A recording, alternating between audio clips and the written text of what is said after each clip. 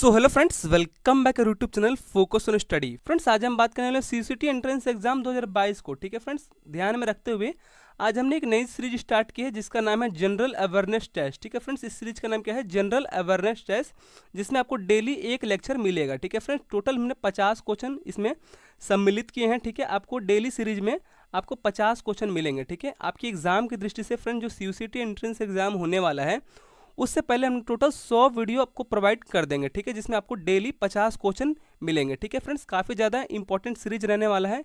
यदि आप इस सीरीज को देख सकते हैं फ्रेंड्स, तो टोटल 50 कंप्लीट क्वेश्चन कर सकते हैं। ठीक है, जो काफ़ी ज़्यादा इंपॉर्टेंट है आपकी सभी एग्जाम की दृष्टि से।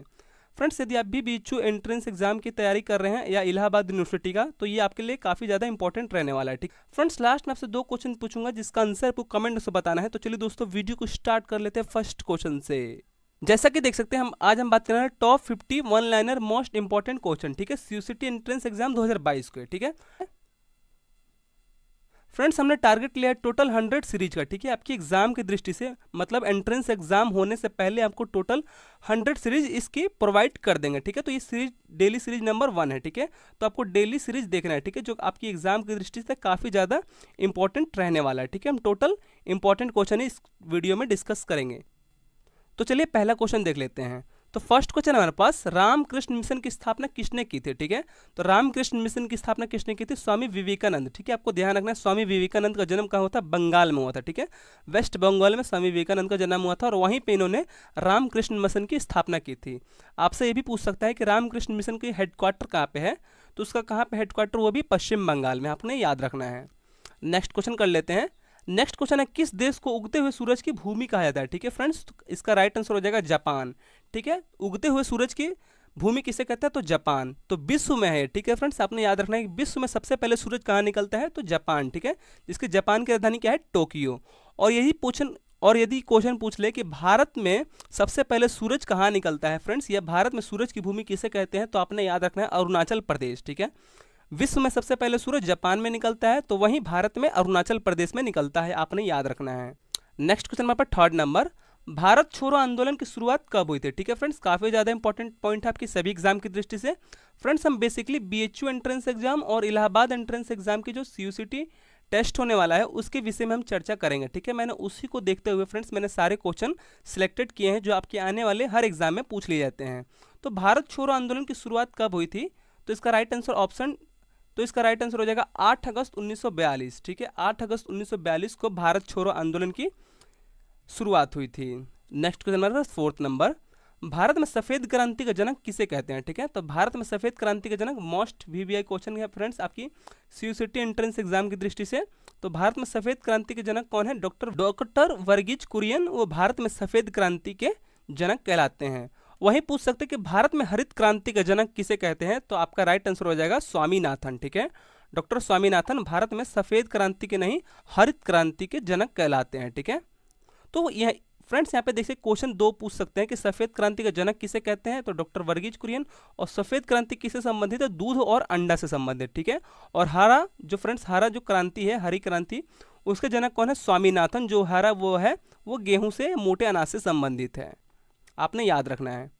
नेक्स्ट क्वेश्चन हमारा 5th नंबर, लोकसभा का सदस्य बनने के लिए न्यूनतम आयु कितनी होनी चाहिए? ठीक है फ्रेंड्स, तो लोकसभा जो निम्न सदन होती है, जो उच्च सदन होता है राज्यसभा, जो निम्न सदन होता है लोकसभा।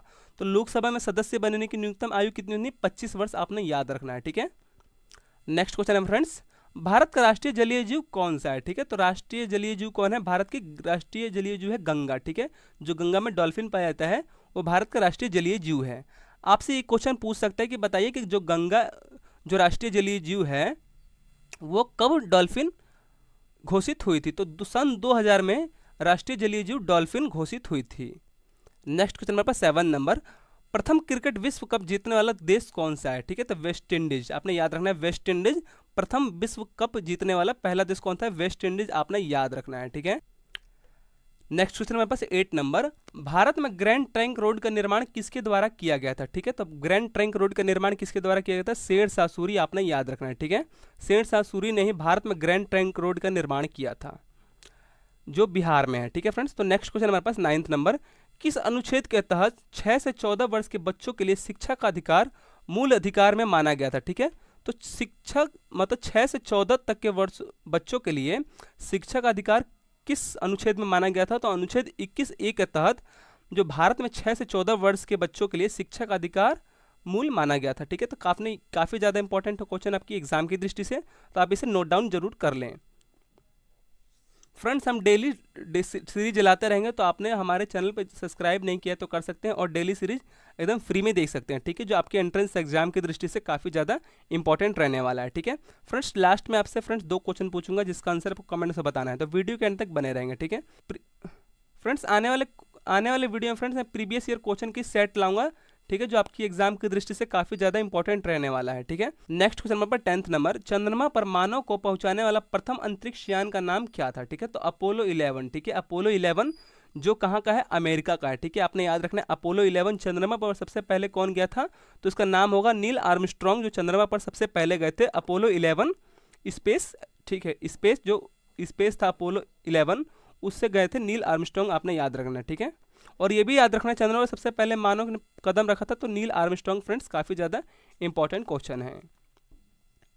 नेक्स्ट 11 नंबर, WHO या विश्व स्वास्थ्य संगठन का मुख्यालय कहाँ स्थित है? ठीक है, तो जिनेवा में। ठीक है, जिनेवा कहाँ पे? स्विट्जरलैंड में जिनेवा है, तो वहीं पे WHO का जो हेडक्वार्टर कहाँ पे है? जिनेवा में, आपने याद रखना है। ठीक है, नेक्स्ट क्वेश्चन हमारे पास 12th नंबर, ICC के पहली महिला रेफरी कौन थे? ठीक है, तो GS लक्ष्मी। ICC जो friends Indian international cricket council की जो पहली महिला रेफरी थी वो कौन थी? GS लक्ष्मी, आपने याद रखना है। Next question number 13 number, NITI Aayog की स्थापना कब हुई थी? ठीक है, तो 1 जनवरी 2015 को नीति आयोग की स्थापना हुई थी। फ्रेंड्स, मैं आपको यहाँ पे फैक्ट बता दूं, जो नीति आयोग का जो अध्यक्ष होता है वो भारत का पदेन प्रधानमंत्री होता है। ठीक है, जो वर्तमान में प्रधानमंत्री होते हैं वो भारत के प्रधानमंत्री जो होते हैं वही नीति आयोग के हमेशा अध्यक्ष रहते हैं। ठीक है, जो वर्तमान में प्रधानमंत्री होंगे वही नीति आयोग के अध्यक्ष होंगे। तो इसकी स्थापना कब हुई थी? 1 जनवरी 2015 को स्थापना हुई थी। Next question number 14 number, Bharat कितनी बार वनडे क्रिकेट विश्व कप फाइनल में पहुंचा है? ठीक है, जो भारत है कितनी बार वनडे क्रिकेट विश्व कप फाइनल में पहुंचा है? तो लगभग 3 बार वो वनडे विश्व कप फाइनल में पहुंचा है, आपने याद रखना है, काफी ज्यादा VVI पॉइंट है। फ्रेंड्स, आगे बढ़ने से पहले यदि आपने हमारे channel focus on study channel को सब्सक्राइब नहीं किया है तो कर सकते हैं, और हमारे चैनल पे फ्रेंड्स यदि आपने हमारे टेलीग्राम को ज्वाइन नहीं किया है तो कर सकते हैं। टेलीग्राम पे focus on study channel search करके आप हमें से ज्वाइन हो सकते हैं। ठीक है, व्हाट्सएप ग्रुप का लिंक वीडियो के डिस्क्रिप्शन में दे दिया है। ठीक है, टेलीग्राम पे आपको सभी PDF एकदम सीक्के से मिल जाएगी। ठीक है, तो हमारे जो टेलीग्राम है और यूट्यूब चैनल है उस पर आपको डेली GK सीरीज की करंट अफेयर की क्यूज मिल जाएंगे, डेली वीडियो के लेक्चर के नोट्स मिल जाएंगे। ठीक है, और NCERT 6 to 12 फ्रेंड्स मैंने प्लेलिस्ट बनाई है, यदि आपने नहीं देखा है तो जाके चेक कर सकते हैं। मैंने एकदम डिटेल में नोट्स के साथ NCERT कंप्लीट करवा दिए। ठीक है, उस सभी का वीडियो का लिंक आपको नीचे डिस्क्रिप्शन में मिल जाएगा। ठीक है, यदि आपने सोशल मीडिया पे फॉलो नहीं किया है तो हमें फॉलो कर सकते हैं और अपनी एजुकेशन को आगे बढ़ा सकते हैं। यदि आप भी BHU एंट्रेंस एग्जाम या इलाहाबाद एंट्रेंस एग्जाम की तैयारी कर रहे हैं तो हमारे चैनल को सब्सक्राइब कर सकते हैं, इसमें आपको सभी एकदम इंपॉर्टेंट वीडियो मिलते रहेंगे। ठीक है, सबसे पहले अपडेट पाने के लिए हमारे चैनल को सब्सक्राइब कर सकते हैं। ठीक है, तो चलिए नेक्स्ट क्वेश्चन देख लेते हैं। नेक्स्ट क्वेश्चन मेरे पास 15 नंबर, बुलंद दरवाजा किसने बनवाया था? ठीक है, तो बुलंद दरवाजा किसने बनाया था? अकबर ने। ठीक है, आपने याद रखना है अकबर ने ही बुलंद दरवाजा बनाया था। नेक्स्ट है 16 नंबर, सापेक्षता का सिद्धांत किसने दिया था? ठीक है, तो अल्बर्ट आइंस्टाइन ने सापेक्षता का सिद्धांत दिया था। नेक्स्ट है 17 नंबर, भूपेन हजारिका बांध जो है किस राज्य में संबंधित है? तो ठीक है, असम में भूपेन हजारिका जो रोड है वो सबसे लंबी भारत की रोड है, वो कौन है? भूपेन हजारिका, जो असम में है, आपने याद रखना है। ठीक है, नेक्स्ट क्वेश्चन हमारे पास 18 नंबर, UIDAI का पूर्ण रूप क्या होता है? ठीक है, तो भारतीय विशिष्ट पहचान प्राधिकरण। ठीक है, UIDAI। ठीक है फ्रेंड्स, आपने आधार कार्ड पे देखा होगा UIDAI लिखा होता है, तो उसका जो फुल फॉर्म होता है भारतीय विशिष्ट पहचान प्राधिकरण, इसका UID का फुल फॉर्म होता है। नेक्स्ट हमारे पास 19 नंबर, इसरो का मुख्यालय कहाँ स्थित है? ठीक है, तो इसरो का मुख्यालय कहाँ पे? बेंगलोर में, आपने याद रखना है। ठीक है, इसरो की फुल फॉर्म भी एग्जाम में पूछ लिया जाता है, तो ठीक है, इसरो की फुल फॉर्म क्या हो गई?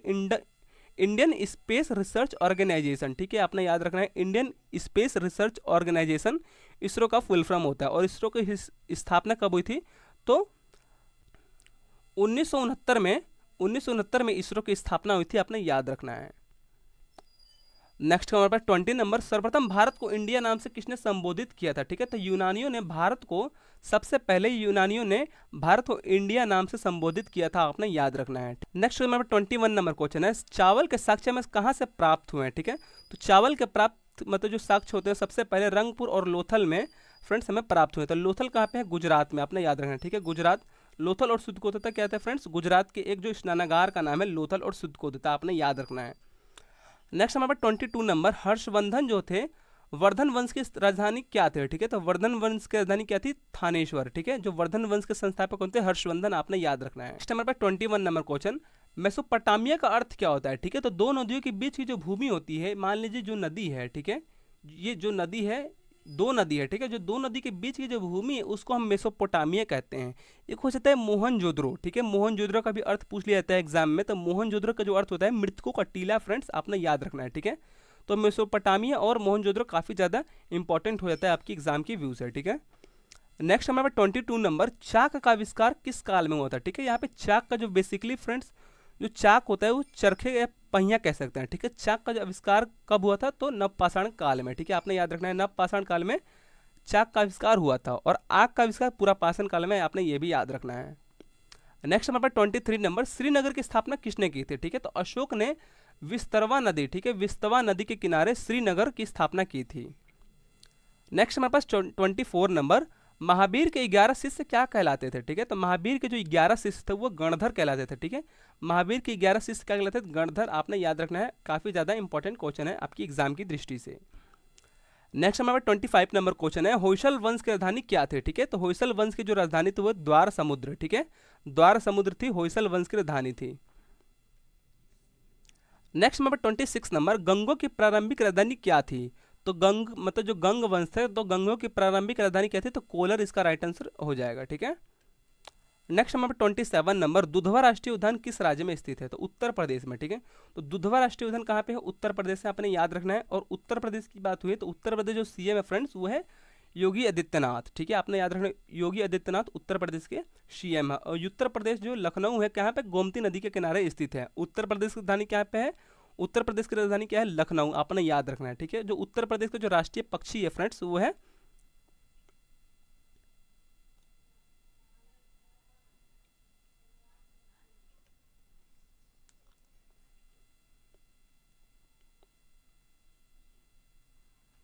उत्तर प्रदेश का जो राष्ट्रीय पक्षी है वो कौन है? सारस, आपने याद रखना है, सारस उत्तर प्रदेश का राष्ट्रीय पक्षी है, ठीक है, आपने याद रखना है, सारस जो है उत्तर प्रदेश का राष्ट्रीय पक्षी है।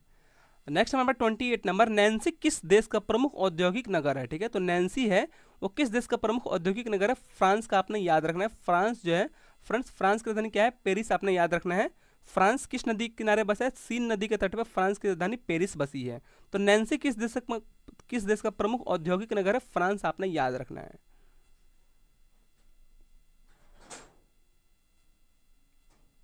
नेक्स्ट 29 नंबर क्वेश्चन, संसद का संयुक्त अधिवेशन कौन बुलाता है? तो राष्ट्रपति इसका राइट आंसर हो जाएगा।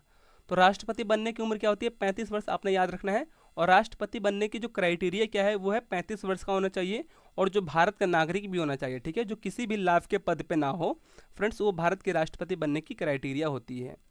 नेक्स्ट हमारा 30 नंबर क्वेश्चन है, एलबीडब्ल्यू शब्द किस खेल से संबंधित है? ठीक है, जो खेल से रिलेटेड फ्रेंड्स आपकी एग्जाम में काफी पूछ लिया जाता है। तो एलबीडब्ल्यू जो है वो किस खेल से संबंधित है? तो क्रिकेट, आपने याद रखना है, क्रिकेट एलबीडब्ल्यू से संबंधित है। नेक्स्ट 31 नंबर क्वेश्चन, वायुमंडल की कौन सी परत हमें सूर्य से आने वाली अल्ट्रावेट किरणों से बचाती है?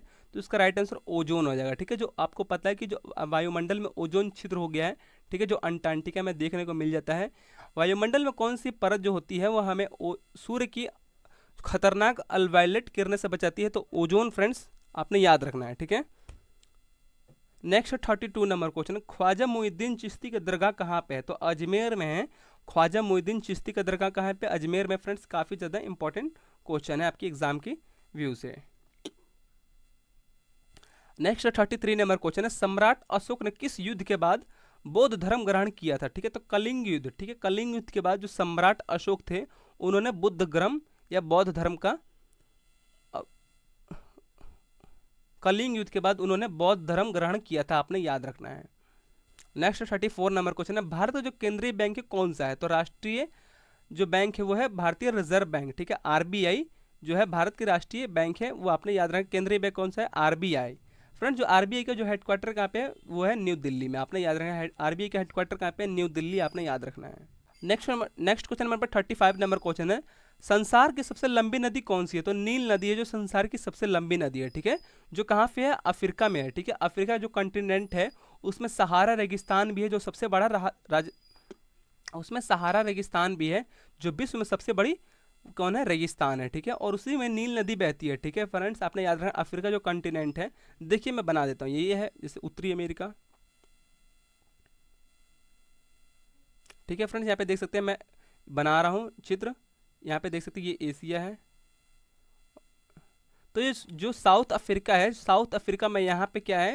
यहाँ पे सहारा है और इसी के बीच में क्या बहती है? वो है नील नदी बहती है, ठीक है। तो नील नदी कहाँ पे है? सहारा, जो नील नदी कहाँ बहती है वो है अफ्रीका में। आपने याद रखना अफ्रीका कंटिनेंट में नील नदी बहती है। और वहीं पे दुनिया का सबसे बड़ी रेगिस्तान क्या है? सहारा, ठीक है, जो 13 देशों के साथ अपनी सीमा साझा करती है, ठीक है फ्रेंड्स। आपने याद रखना 13 देशों के साथ। फ्रेंड्स ये फैक्ट काफ़ी ज़्यादा इंपॉर्टेंट रहने वाला है। तो फ्रेंड्स हमने टोटल 35 क्वेश्चन कंप्लीट कर लिए हैं। हम आने वाली वीडियो में 50 क्वेश्चन मतलब 50 क्वेश्चन डिस्कस करेंगे। हम आने वाली वीडियो में हम संख्या, जो प्रश्नों की संख्या हम लगातार बढ़ाते रहेंगे। जैसे जैसे आपका एग्जाम नज़दीक होगा वैसे वैसे अधिकतर वीडियो आपको प्रोवाइड कर दी जाएंगे, ठीक है। तो आपकी एग्जाम की काफ़ी ज़्यादा इंपॉर्टेंट रहने वाला है, ठीक है फ्रेंड्स।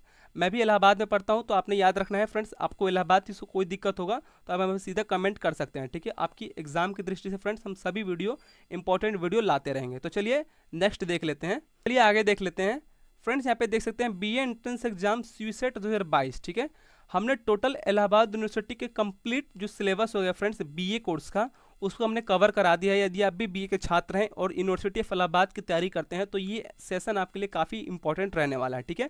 कंप्लीट वीडियो बनाए फ्रेंड्स एग्जाम पैटर्न पे, एग्जाम सिलेबस, नोट्स मेकिंग और स्ट्रैटेजी फ्रेंड्स क्या रहने वाली है। तो कंप्लीट वीडियो आप जाके देख सकते हैं, डिस्क्रिप्शन में इसका लिंक दिया है। तो चलिए सीधा आज के सवाल पे बढ़ते हैं जो आपको कमेंट से बताना है। तो आज का जो सवाल है फ्रेंड्स, इसका राइट आंसर आपको कमेंट्स में बताना है, ठीक है। तो चलिए पहला क्वेश्चन हमारे पास, रामकृष्ण मिशन की स्थापना किसने की थी? ठीक है, रामकृष्ण मठ जो है मैंने आपको पढ़ा है, रामकृष्ण मिशन की स्थापना किसने की थी? तो आपके पास 4 ऑप्शन है, स्वामी विवेकानंद, बी है स्वामी सहजानंद, सी है ऑप्शन महात्मा गांधी और डी है इनमें से कोई नहीं। इसका राइट आंसर आपको कमेंट से बताना है, ठीक है। नेक्स्ट क्वेश्चन देख लेते हैं। नेक्स्ट क्वेश्चन हमारे पास, भारत का राष्ट्रीय जलीय जीव कौन सा है? ऑप्शन ए है मगरमच्छ, ऑप्शन बी है डॉल्फिन और ऑप्शन सी है कछुआ और ऑप्शन डी है इनमें से कोई नहीं। फ्रेंड्स कैसा लगा वीडियो आप हमें कमेंट से बताते हैं, मिलते हैं। सो फ्रेंड्स कैसा लगा वीडियो आप हमें कमेंट करके बता सकते हैं। यदि कोई भी डाउट, कोई भी दिक्कत हो तो हमें सीधा कमेंट करके पूछ सकते हैं। तो चलिए मिलते हैं नेक्स्ट वीडियो में, तब तक के लिए जय हिंद, जय भारत, वंदे मातरम।